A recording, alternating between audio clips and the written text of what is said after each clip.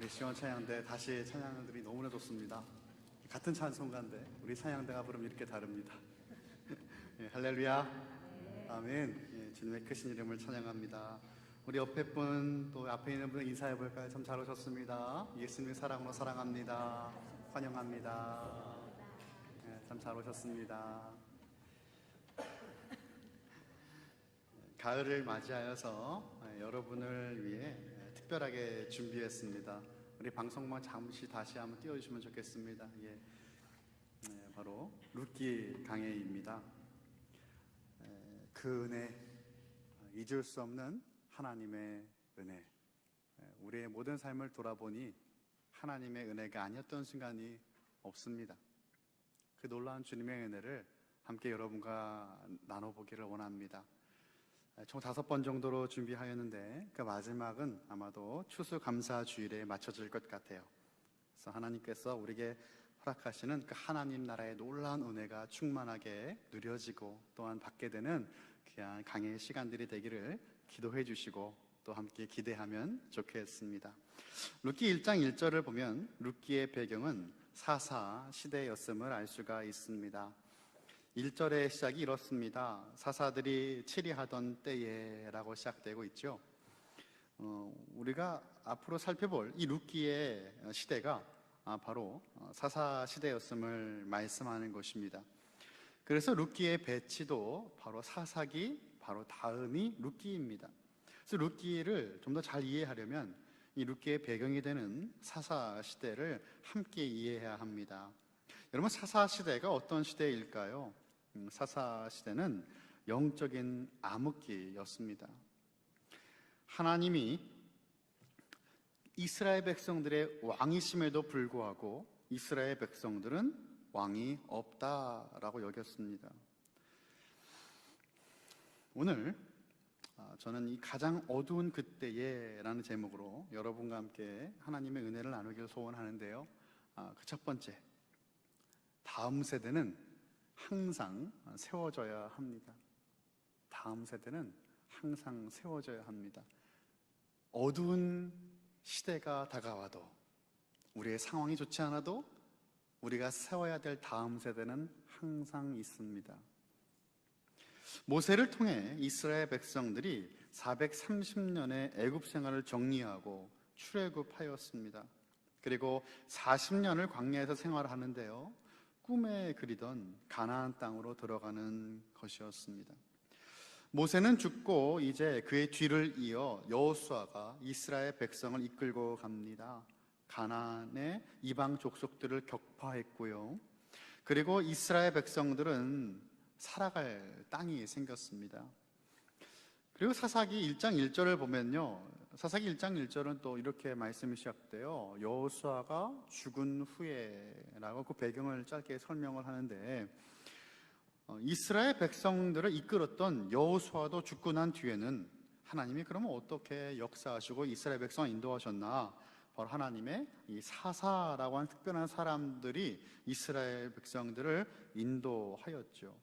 영어로 하면 저지라고 하는데, 하나님은 그렇게 하나님 사사를 세우셔서 이스라엘 백성들을 이방 족속들로 구원해 내시고 그들을 하나님이 원하시는 뜻대로 인도해 내십니다. 사사 중에는 우리가 아는 유명한 인물들이 많이 있죠. 300명의 용사로 유명한 기드온, 그리고 여자 사사 드보라, 왼손잡이 에훗, 힘이 셌지만 정욕에 눈이 어두워진 삼손, 이러한 우리가 잘 아는 인물들이 바로 하나님이 세우신 사사들이었습니다.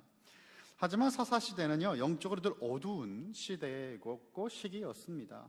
이스라엘 백성들은 하나님을 버렸고 자기가 만든 자신들의 그 우상들을 섬겼어요.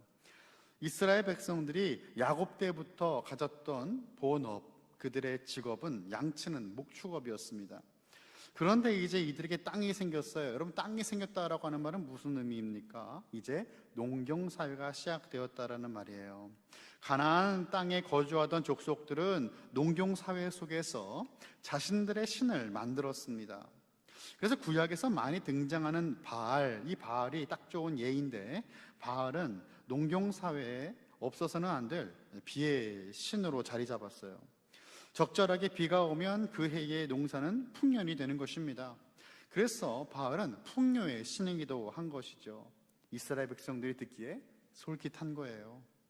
농사에 익숙하지 않았던 이스라엘 백성들에게는 그들을 애굽에서 인도하여 낸 아브라함의 하나님, 이삭의 하나님, 야곱의 하나님보다 실질적인 유익을 준다는 바알이 더 솔깃한 것입니다.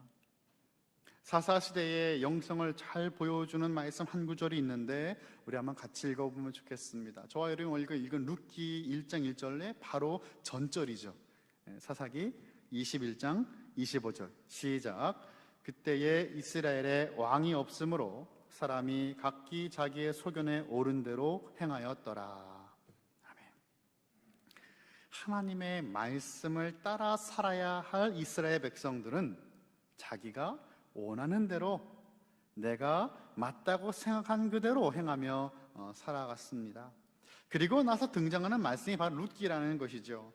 그래서 룻기 첫 시작 1장 1절이 바로 사사들이 치리하던 그때 흉년이 들었다라고 시작하는 것이 바로 이런 것을 설명해 주는 것이에요. 이러한 배경에, 이러한 시대에 일어난 일이다라는 것이죠. 사사들이 치리하던 그 어두운 때에 이 땅에 흉년이 들었습니다. 인생에서 가장 어두운 때를 맞이하는 것입니다. 그 땅에 기근이 있었다라는 것으로 시작되는 배경은 이스라엘 백성들의 영적 침체를 우리에게 보여주는 것이죠. 하나님께서 아무런 이유 없이 기근을 땅에 내리지 않으십니다. 분명한 목적과 이유가 있는데 땅에 기근이 있다라는 것은 이들의 어떤 영적인 상태도 메말라버린 땅과 같이 황폐해졌다라는 것을 보여주는 거예요. 사사기의 시작이 여호수아의 죽음으로 시작된다라고 말씀을 드렸습니다. 그러면 여호수아서의 그 보면 시작은 어떨까요? 여호수아서도 모세의 죽음으로 시작됩니다. 여호와의 종 모세가 죽은 후에라고 시작되고 있어요. 사사기 1장 1절과 같은 형식이죠. 둘 다 이제 한 세대가 끝이 나고 다음 시대, 다음 세대로 이어지고 있다는 것을 우리에게 보여주는 겁니다. 하나님과 동행하며 하나님의 말씀에 순종하여 가나안 땅을 점령해 나간 여호수아가 죽고 난 뒤에 이스라엘은 전혀 다른 새로운 다음 세대가 되어버렸습니다. 사사기 2장 10절의 말씀을 또 제가 읽어봅니다. 그 세대의 사람도 다 그 조상들에게로 돌아갔고 그 후에 일어난 다음 세대는 여호와를 알지 못하며 여호와께서 이스라엘을 위하여 행하신 일도 알지 못하였더라. 참으로 마음 아픈 말씀이죠. 이제 이스라엘 백성들은 여호와 하나님을 알지 못합니다. 하나님을 알았고 하나님을 경험했던 세대가 다 지나간 거예요. 새로운 세대가 세워져야 되는데 그 세대는 하나님을 알지 못했다. 그런데 하나님을 알지 못하는 것뿐만 아니라 하나님 행하신 구원의 역사를 전혀 알지 못했다라는 것입니다. 하나님을 섬기는 신앙이 부모의 세대에서 자녀의 세대로 이어가지 못했다라는 것이에요. 그것을 성경은 그 후에 일어난 다음 세대라고 말씀하는 것입니다. 그 후에 일어난 다음 세대가 바로 오늘 룻기의 배경이죠. 제가 오늘 말씀을 이렇게 전하는데 갑자기 마음이 이렇게 뜨거워질까요? 저도 뒤에 우리 축구부 우리 학생들이 와 있어요. 얼마나 감사한지. 우리 학교가 좀 이렇게 교회가 우리 칼빈 대학에서 함께 예배 드릴 수 있다는 것은 참으로 큰 축복입니다. 우리가 이곳에서 다음 세대를 세워나갈 것을 기대하고 기도하면서 저들을 위해서 축복해야 되는 것이죠. 그래서 우리가 믿는 이 하나님이 우리 하나님이 끝나는 것이 아니고 다음 세대에게도 우리 자녀들에게도 그 자녀들의 자녀들에게도 아름답게 흘러가야 하는 것입니다. 이것을 실패했다라는 것이에요. 하나님을 떠나는 세대, 하나님께서 이루시는 구원을 경험하지 못한 세대가 되었어요. 모든 시작은 사실 여기에서 시작된 것이죠. 가정에서 신앙을 잘 전수하지 못했다라는 것이고, 그리고 그들의 신앙이 올바르게 세워지지 못했다. 우리에게도 다음 세대가 있습니다. 우리 자녀들이 있습니다. 우리는 그들의 신앙을 잘 양육해야 되겠습니다. 가장 어두운 그때에 우리는 오직 하나님만을 믿는 신앙으로 우리의 자녀들과 다음 세대들을 더욱더 세워야 합니다. 두 번째, 흉년의 시간은 누구에게나 찾아옵니다. 흉년의 시간은 누구에게나 찾아옵니다. 여러분, 흉년이라는 것은 무엇입니까? 모든 것이 부족한 시간 아닐까요? 메마른 시간입니다. 궁핍한 그때를 지나가는 시간이 흉년의 때입니다. 21세기 한국에서 살고 있는 우리는 이 성경에 등장하는 농경사회에서의 흉년은 경험하지 못했지만 우리 인생에서 여전히 흉년은 있을 수 있습니다. 경제적으로 어려움이 생기는 경제적 흉년이 있을 수 있습니다. 사람과 사람의 관계가 틀어지면서 찾아오는 이 관계적 흉년이 생기기도 합니다. 또한 생각지도 못한 건강에 문제가 생기는 이 건강의 흉년이 찾아오기도 한다라는 것이죠. 여러분의 삶 가운데 어떠한 흉년이 있으십니까? 그런데 이러한 흉년들보다 더 심각한 흉년이 있는데 그것은 바로 영적인 흉년이지요. 하나님과의 관계에 문제가 있습니까? 예전과 같지 않습니까? 예수님과의 첫사랑을 잃어버리셨습니까? 하나님과의 관계가 점점 멀어지면서 경험하는 영적인 흉년, 우리에게 찾아올 수 있다는 것이죠. 룻기는 여호수아서나 사사기처럼 한 나라의 역사가 기록된 책이 아니에요. 인류 역사상 중대한 사건을 증거하지도 않습니다. 그냥 한 시대를 살아갔던 어느 가정에서 일어난 이야기예요. 사소한 가정사를 기록한 책인 것입니다. 왕이 없기 때문에 자기의 소견에 옳은 대로 행동하며 하나님을 알지 못하는 세대들이 살아가던 가장 어두웠던 그때 한 가정이 우리에게 소개되고 있어요. 이 가장의 이름은 엘리멜렉입니다. 이 사람의 이름은요, 나의 하나님은 왕이시다라고 하는 뜻이에요. 엘리가 이제 하나님, 나의 하나님, 멜레크가 왕이죠. 그래서 나의 하나님은 왕이시다. My God is King 이라고 하는 뜻이에요. 정말 멋있는 이름이에요. 나의 하나님은 내 삶의 주인이시고 왕이 되신다라고 고백하는 이름 아닙니까? 나의 하나님은 왕이시다. 그죠? 이 신앙 고백이 이 가정을 이끌었던 신앙이었을 텐데 어느 날 삶 속에 흉년이라고 하는 어려움이 생기자 뒤도 돌아보지 않고 모든 가족이 이방 땅으로 떠나는 것입니다. 1절의 후반부죠. 유다 베들레헴의 한 사람이 그의 아내와 두 아들을 데리고 모압 지방에 가서 거류하였는데, 모압 땅으로 갑니다. 모압 땅은요, 이방 신을 섬기는 이방 민족의 땅이었어요. 그 땅에 가서 산다라는 것은 단순한 이민이라든지 이사나 이주의 의미가 아니에요. 이것을 뛰어넘어서 그 문화와 종교를 수용하겠다라고 하는 의미가 있고 의지가 있는 거예요. 나는 이제 이스라엘 백성의 정체성을 버리고 모압 땅에 가서 그 사람들과 똑같이 동일하게 살아가겠다라고 하는 의미가 담겨져 있는 말입니다. 하나님을 등진 것입니다. 엘리멜렉은 땅의 흉년을 넘어서 이제 영적인 흉년을 경험하고 있습니다. 1절 끝부분을 보면 이제 개역개정 우리가 읽었던 말씀은 거류하였는데 라고 되어 있는데 이 번역을 새번역 성경으로 보면요, 원문의 의미를 더 잘 살렸습니다. 임시로 살려고 길을 떠났다 라고 번역되어 있어요. 아마도 엘리멜렉은 조금만 이 고통을 모면하고 피하여 잠시 어려운 때가 지나가기를 기다리고 있는지도 몰라요. 그리고 곧 다시 고향으로 돌아오겠다라는 생각으로 모압 땅에 떠났을지도 모릅니다. 사랑하는 성도 여러분, 잠시 떠날 것이라고 생각했던 그들의 삶은 거주하게 되고 살게 되었다라는 것이에요. 잠깐 떠났다 돌아와야지 했지만 그렇지 않았다라는 것이고 그렇게 하지 못했다라는 것입니다. 사랑하는 성도 여러분, 우리 성도님들은 그런 분이 안 계시겠지만 하나님을 떠나려는 분이 혹시 계십니까? 돌아오셔야 합니다. 마음에서 이미 하나님을 떠난 분들이 계십니까? 몸은 교회에 와 있지만 처음 예수님을 만났을 때, 믿었을 때 그 순수했던 신앙을 잃어버렸습니까? 이것만 끝나면, 이 시기만 지나면 더 잘 믿어야지, 더 잘 섬겨야지 라고 하며 스스로를 합리화하면서 세상과 타협하여 살고 계신 분들이 계십니까? 잠깐이면 되겠지? 여러분, 잠깐이 아니죠. 계속이고 그리고 언제 돌아오실지 알지 모르는 것입니다. 하나님께 돌아오셔야 합니다. 하나님을 떠난 그 상태가 바로 기근이며 흉년이고 절망입니다. 이들의 고향은 베들레헴이에요. 베들레헴 많이 들어보셨죠? 이 마을의 이름을 문자대로 해석하면 떡집입니다. 네, 빵집이죠. House of Bread.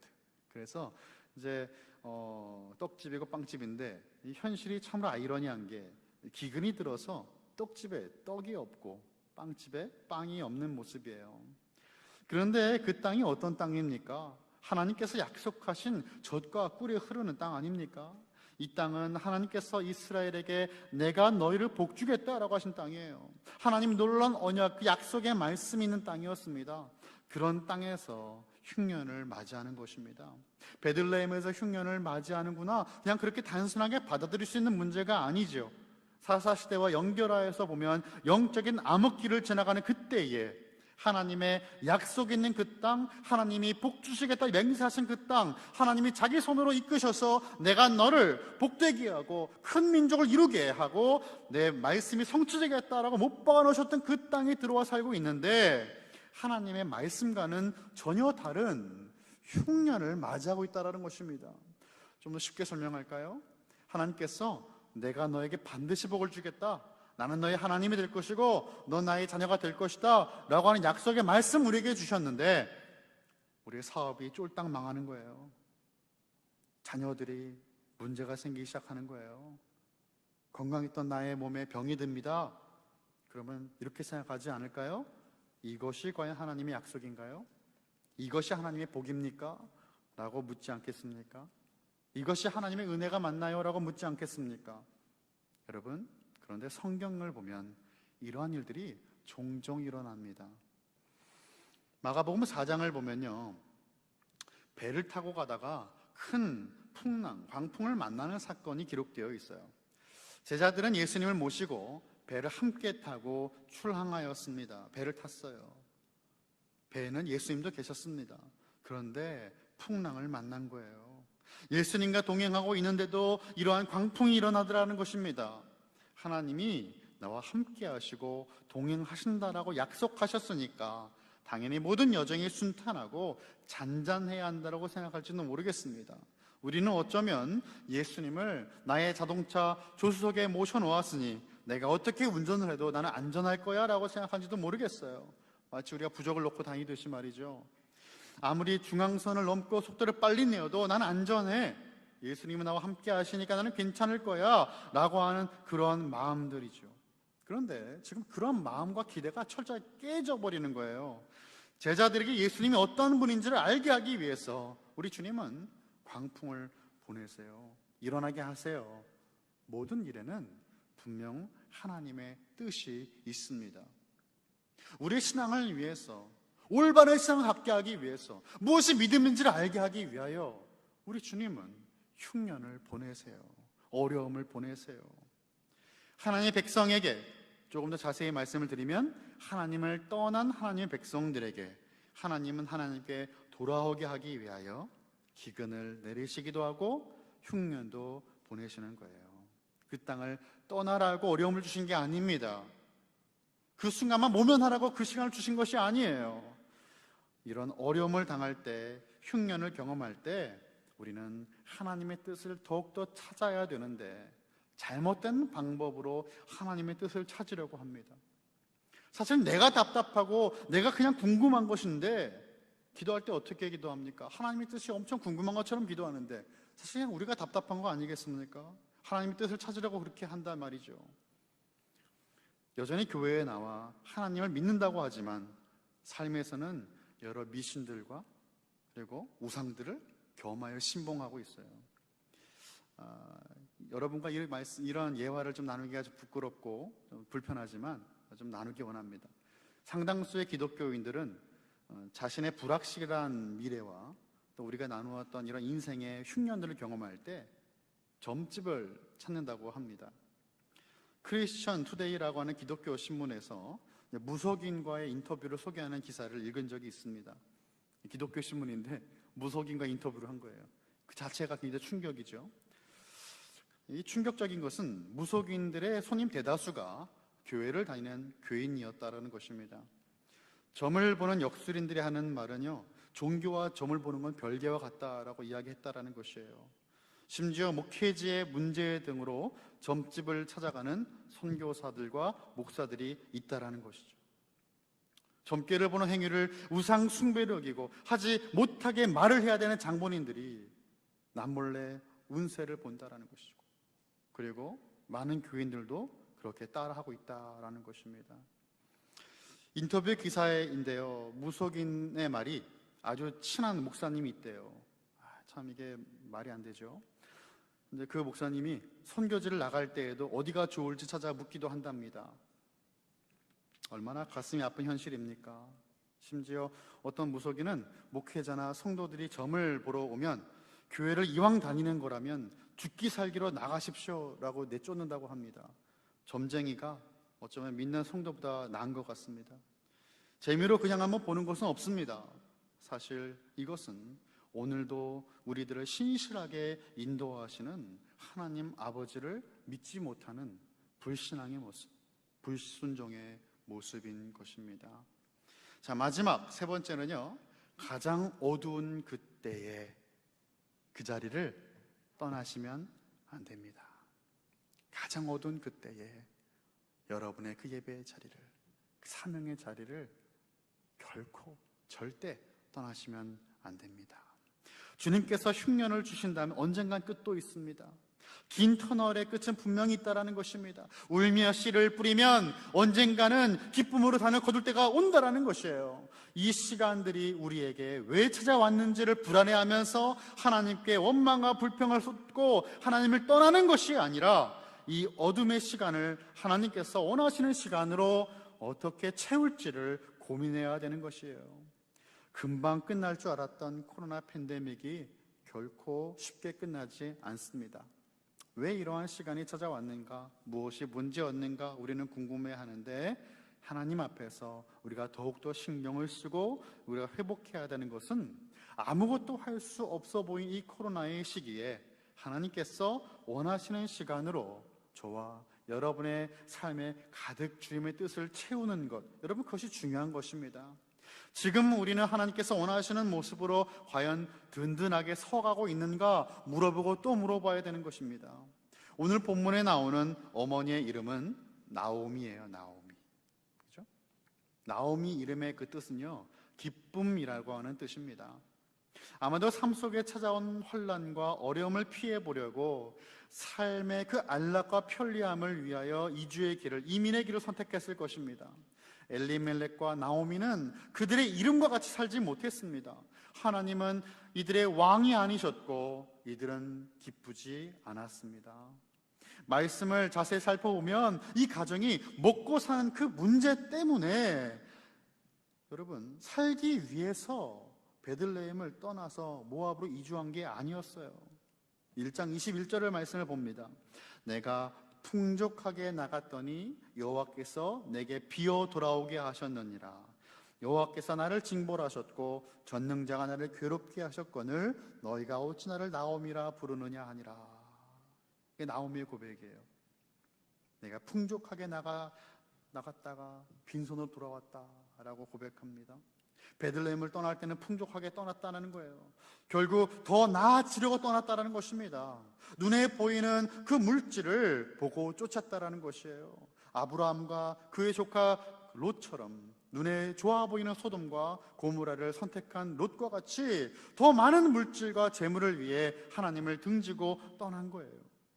하지만 이들의 삶에는 더 큰 고통과 아픔이 기다리고 있었습니다.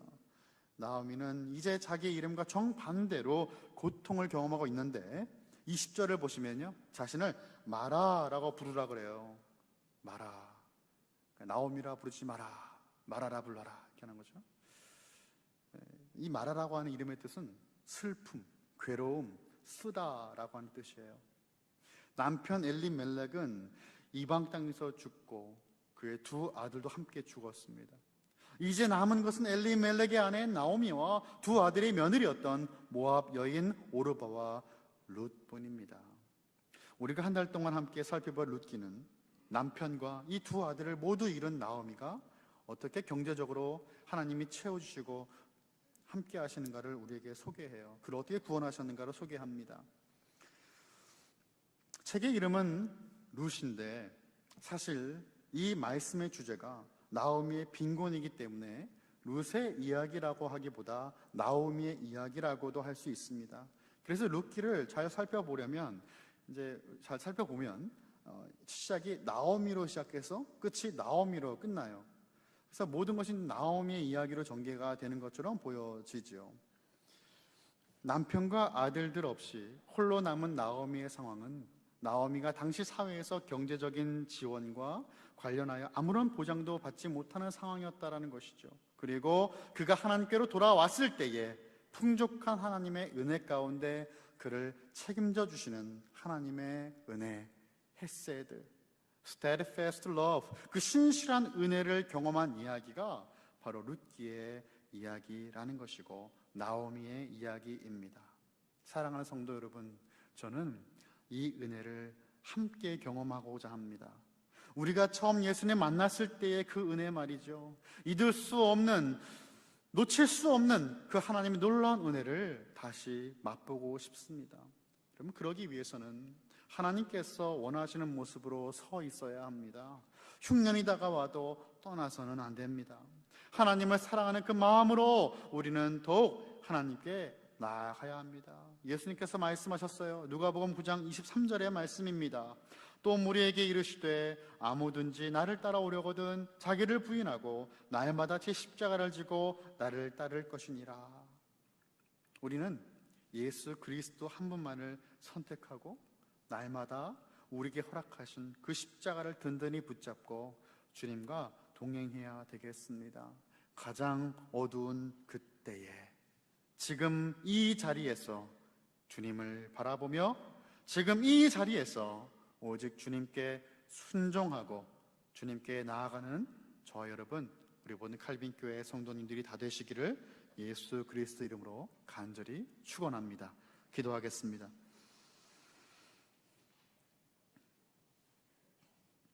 사랑하는 하나님 아버지, 선포된 주의 말씀을 기억하며 삶의 흉년이 찾아와도 묵묵하게 우리의 자리를 지키며 흉년의 그 시간이 오히려 영적인 성장의 시간으로 바뀌어지기를 간절히 기도합니다.